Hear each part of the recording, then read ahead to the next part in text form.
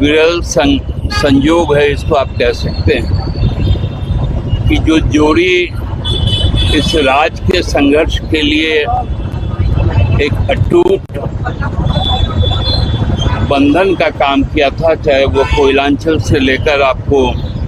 संथाल परगना तक और बिहार के कुछ हिस्से पूर्णिया से लेकर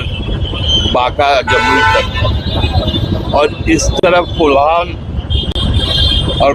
से लेकर उड़ीसा और बंगाल तक, ये दो जोड़ी थे गुरुजी और निर्मल दा।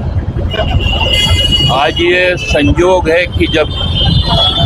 हम गुरुजी के शोक काल में तो हम निर्मल दा को भी, शहादत को भी नमन कर रहे हैं। ये दो वीर ऐसे योद्धा हुए जो विनोद बाबू ने भी जिस रास्ते को दिखाया था कि पहले पढ़ो फिर लड़ो और तब आगे बढ़ो, इन पर जोर गुरुजी का भी रहा, निर्मल दा का भी रहा। और साथ साथ यहाँ पर शोषण के खिलाफ उस तरफ जहाँ पर आपको महाजनी शोषण था, चाहे वो संपूर्ण कोयलांचल संथाल परगना का इलाका हो, और इस तरफ सूदखोरी था जहाँ इंडस्ट्रियल बेल्ट में खासकर टाटा में सूदखोरी का एक बहुत बड़ा जाल था, उसको महाजनी और सूदखोरी के खिलाफ ये दोनों का जो संघर्ष था, ये अमिट संघर्ष, और ये संघर्ष अभी रुका नहीं। ये संघर्ष हम लोगों के जिम्मे में आया। अब हमारी कठिन परीक्षा है कि हमको यदि श्रद्धांजलि देना है गुरुजी को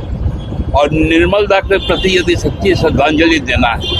तो जो महाजनी सूदखोरी और जो शोषण है उसके खिलाफ उनका दिखाया हुआ जो संघर्ष का मार्ग है, उस मार्ग के प्रति हम लोग आगे बढ़ें और ईमानदारी के साथ उन मूल्यों की रक्षा करें। आज इसी के साथ उनको फूल जोहार कहते हुए निर्मल दा को,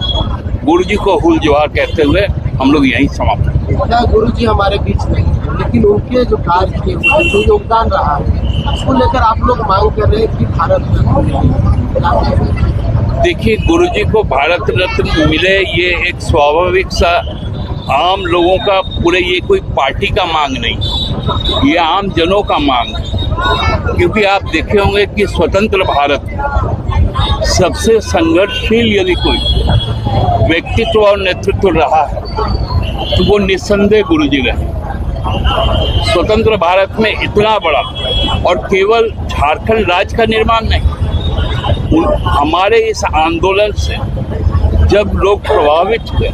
और पूरे देश के लोगों ने, चाहे वो उत्तराखंड का हो या आपका छत्तीसगढ़ का या तेलंगाना का, जो स्मॉलर स्टेट डिमांड कमेटी का, उनको संयोजक बनाया गया था।